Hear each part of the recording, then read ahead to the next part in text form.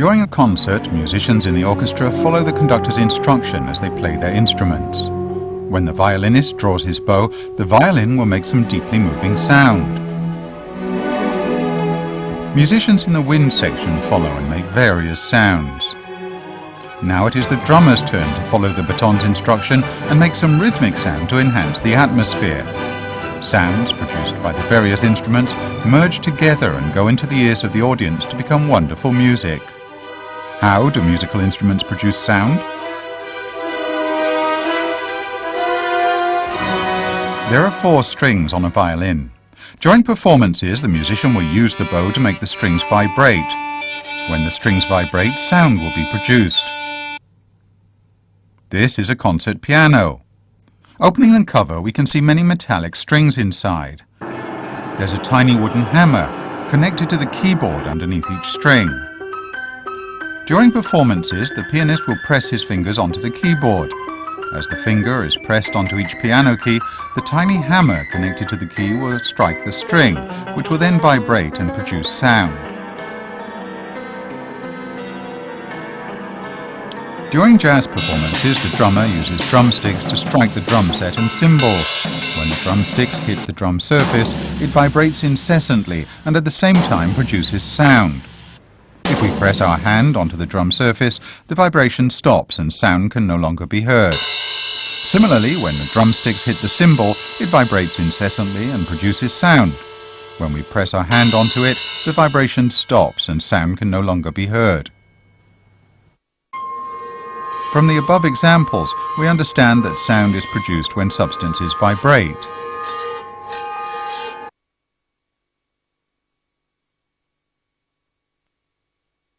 There are 2 loudspeakers in this radio. They're made of paper.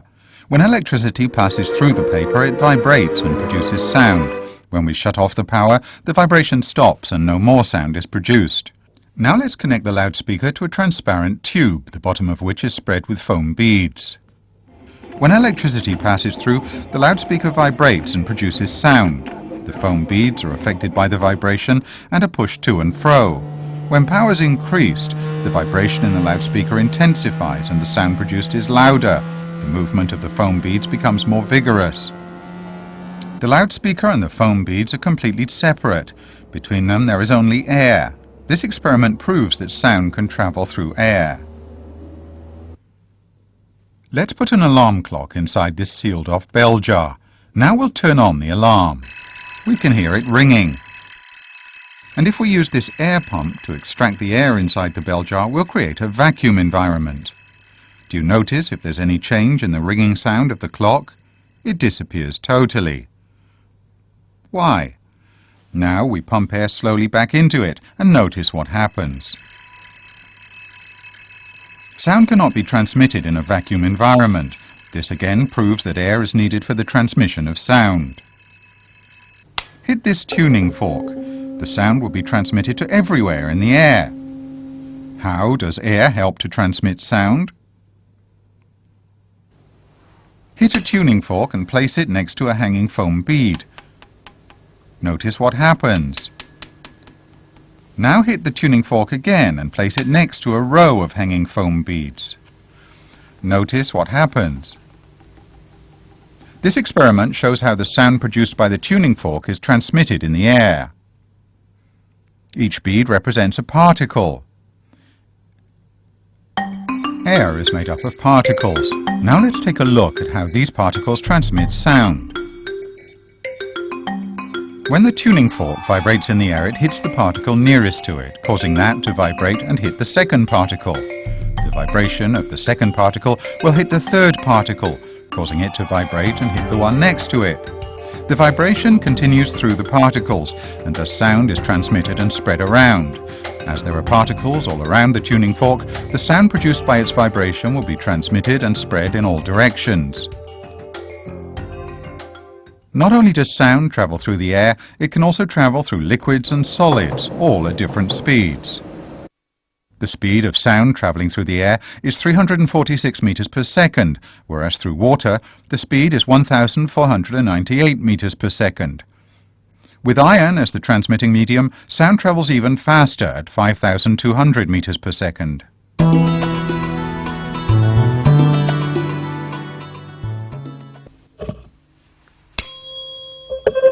two tuning forks. This one produces a higher tone and the other produces a lower one. Why is there such a difference? It's because there's a difference in the vibrations of the arms of the fork. When the fork arm is hit, it moves backwards. Then it quickly returns to its original position and moves forwards. And then it repeats the backward and forward movement again and again. This periodic rapid to and fro movement of a substance is called vibration. When the fork arm is hit, it moves backwards and then forwards and back again to its original position. The cycle for this change of position is called one vibration. Frequency is the number of vibrations that happen each second. The unit is measured in hertz, in short form Hz. 1 hertz means there's one cycle per second. The number on the tuning fork represents its vibration frequency. The frequency for this fork is 256 Hz and for the other one 512 Hz. This equipment can produce sounds of different frequencies. On average, people can hear sounds within a frequency range of 20 to 20,000 Hz. Any sound with a frequency of more than 20,000 Hz is called ultrasound. In nature, wind, waves, crickets and bats can all produce ultrasound.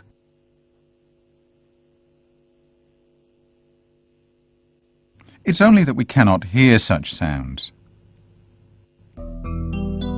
Bats live in dark caves and therefore cannot rely on vision, so they produce ultrasound and use the echo for positioning. Scientists make use of the same principle in their use of ultrasound to locate schools of fish, to create images for internal organs and check abnormalities. It's also used to produce images of the growing fetus inside the womb of a pregnant woman. Ultrasound can produce vigorous vibration in water, which is sufficient to remove the dirt attached to jewelry or glasses.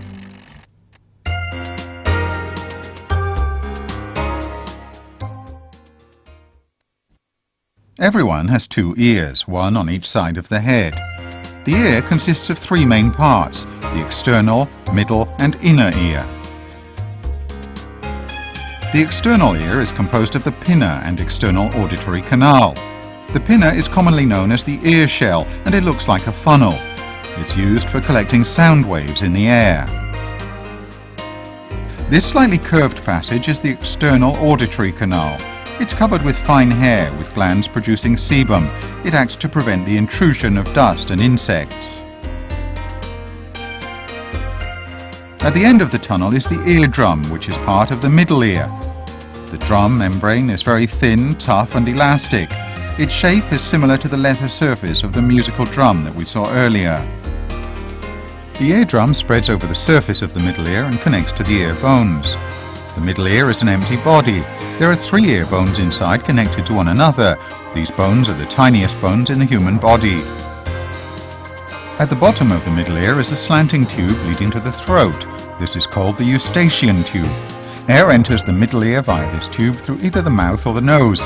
In such a way, pressure on both sides of the eardrum is equalized.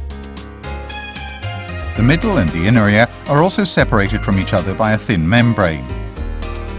The main part of the inner ear is the cochlea, which looks like a snail shell. The cochlea consists of a long, winding circular tube. If we pull this tube straight and cut across it, we can see from the cross-section that a thin membrane separates it into the inner and outer tubes. The entrance to both tubes is connected to the last ear bone of the middle ear.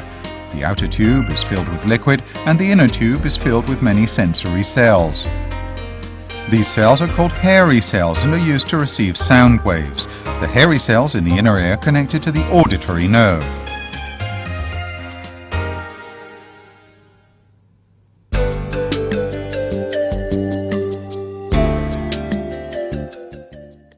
The pinna collects sound from the outside. This then passes through the external auditory canal and reaches the eardrum. Sound waves cause the eardrum to vibrate, which lifts up the ear bones. As the ear bones function as levers, the vibration is magnified. That's why we can hear even some very faint sounds. On the other hand, if the sound is too loud, the ear bones will press against one another to minimize the vibration. When vibration reaches the cochlea, it will cause the fluid inside the inner tube to vibrate. This then stimulates the hairy cells. As the hairy cells are connected to auditory nerves, the signals caused by the vibration will be sent to the brain. Having been analysed by the brain, the signals can be heard by us as sound.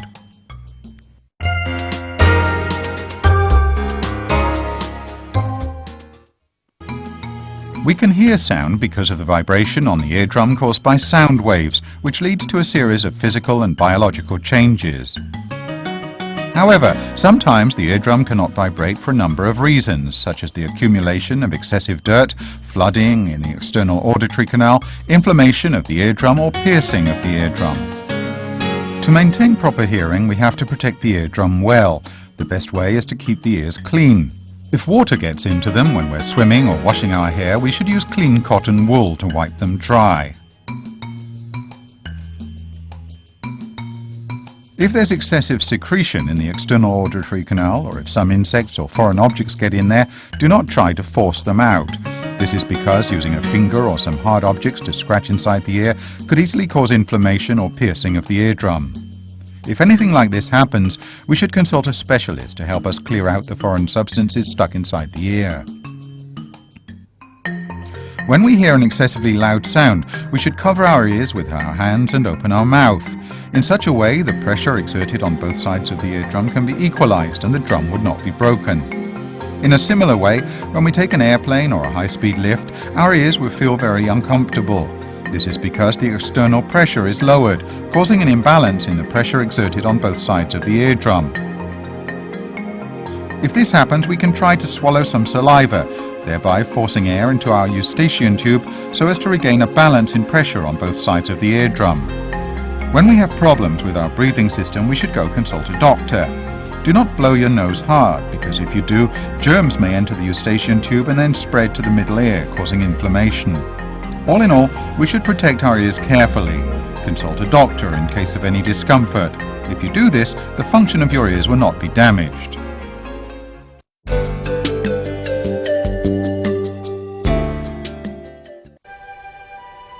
Our surroundings are filled with all kinds of sound. Some, such as beautiful music, are pleasant and comforting.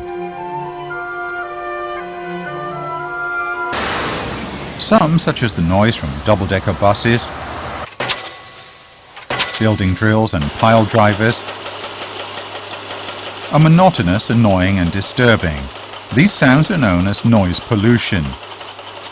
The magnitude of noise is measured in the unit of decibel with the symbol dB. This electronic equipment is called a decibel meter and is used to measure the magnitude of noise. Check out how many decibels this taxi produces. How about a double-decker bus?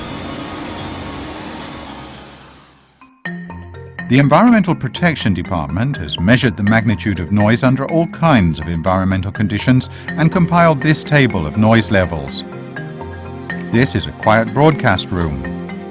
This is the quiet and green countryside. If you're in the library and talk to people within 2 meters of you, you would create noise of 40 decibels. Clerks working in an office would produce 50 decibels. A family gathered after dinner to chat would produce 60 decibels. If you're within 25 meters of busy traffic, you would hear noise of 70 decibels. If there's a bulldozer or pile driver operating on a construction site, you would hear noise of 90 to 100 decibels if you were within 10 meters of it. Heavy music in a disco will produce up to 100 decibels. Long-term exposure to noise pollution will lead to undesirable effects on our body.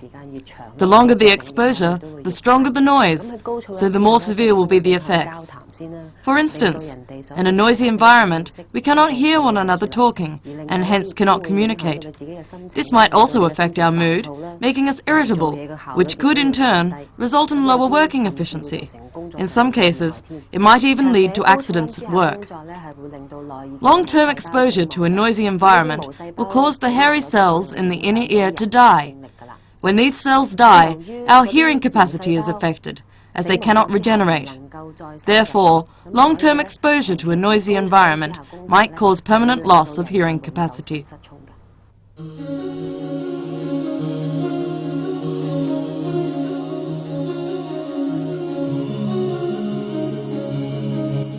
To protect the public from being harmed by noise pollution, the government has passed the Noise Control Ordinance in an attempt to limit the following 6 types of noise pollution.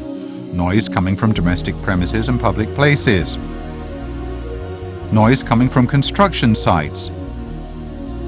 Noise coming from commercial and industrial premises. Noise from intruder alarm systems. Noise from specified powered mechanical equipment, such as handheld pneumatic hammers or air compressors. And finally, noise from vehicles. According to the Noise Control Ordinance, no disturbing noise should be produced from domestic premises or public places between the hours of 11 p.m. and 7 a.m. the next day, on weekdays and at any time on holidays. It also stipulates that no work is allowed on construction sites between the hours of 7 p.m. and 7 a.m. the next day on weekdays and at any time during holidays, unless special permission is granted.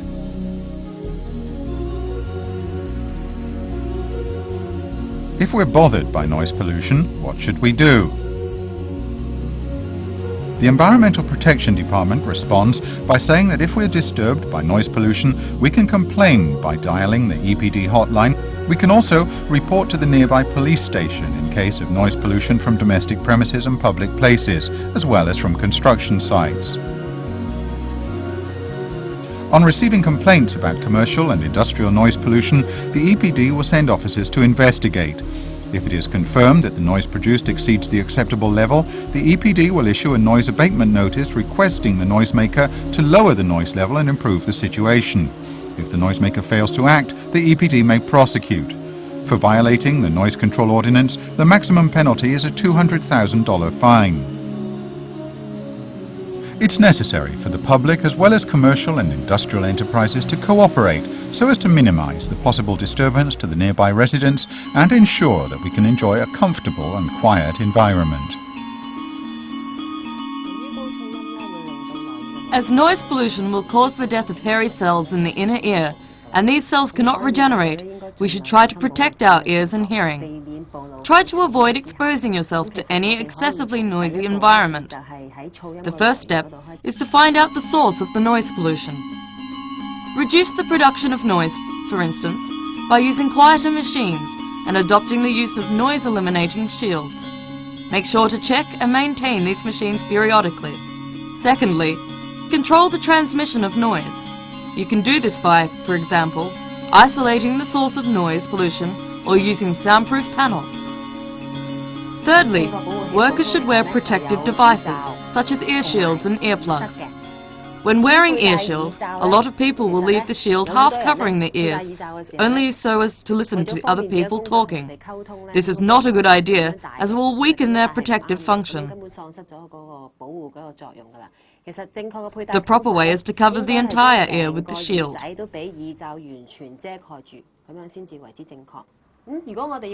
There are also proper steps for wearing earplugs.